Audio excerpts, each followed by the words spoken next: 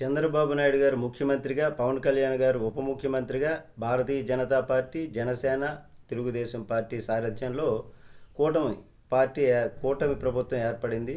అయితే ఈ ప్రభుత్వం చేస్తున్నటువంటి తప్పులు వీటిపైన జగన్మోహన్ రెడ్డి గారు వైసీపీ అధినేత, మాజీ ముఖ్యమంత్రి ఒక ఉద్యమ రంగానికి సిద్ధపడుతున్నటువంటి విషయం అయితే అందరికీ తెలిసినటువంటి విషయమే. అయితే దీనికి వరుస సమావేశాలు నిర్వహిస్తున్నారు. రాష్ట్రంలో ప్రస్తుతం ఉన్నటువంటి వాటిపైన తన వైసీపీ కేడర్కు దిశానిర్దేశం చేస్తున్నారు. ఇటీవలే శాసనసభ పక్ష సమావేశాన్ని నిర్వహించారు జగన్. తాజా రాజకీయ పరిణామాలు, మెడికల్ కాలేజీల వ్యవహారం, పీపీపీ మోడ్లో ప్రైవేటు వ్యక్తుల చేతుల్లో పెట్టడం, అసెంబ్లీ సమావేశాలు, అలాగే టీడీపీ కూటమి ప్రభుత్వం తీసుకుంటున్నటువంటి నిర్ణయాలు, శాంతి భద్రతలు, పార్టీ కార్యకర్తలపైన దాడులు, అరెస్టులు, ఇట్లాగా సమావేశాల్లో ఇవన్నీ కూడా చర్చకు వచ్చాయి.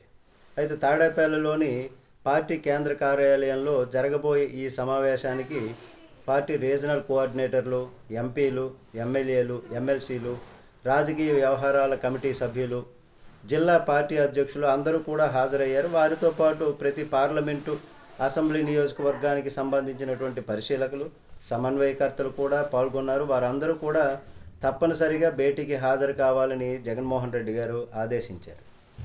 కనీస మద్దతు ధర కోసం రాష్ట్రంలో రైతులు నిరసనలు చేపడుతున్నారు. ఉల్లి కావచ్చు, టమాటా కావచ్చు, ఇట్లాగే యూరియా దొరక్క మెడికల్ కాలేజీల పీపీపీ విధానానికి టీడీపీ కూటమి ప్రభుత్వం తెరలేపింది. దీనికి నిరసనగా ఇప్పటికే చెలో మెడికల్ కాలేజీల ఆందోళనను నిర్వహించింది వైఎస్ఆర్సీపీ. మరి అటు నిరుద్యోగ భృతి కోసం యువత పట్టుబడుతోంది. ఈ పరిస్థితుల మధ్య జగన్ కీలక భేటీని నిర్వహించబోతున్నారు.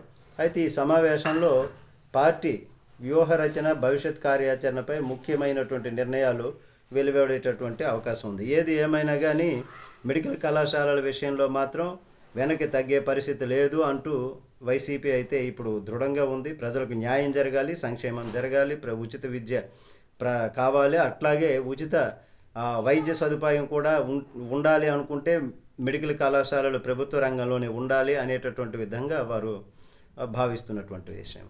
నమస్తే.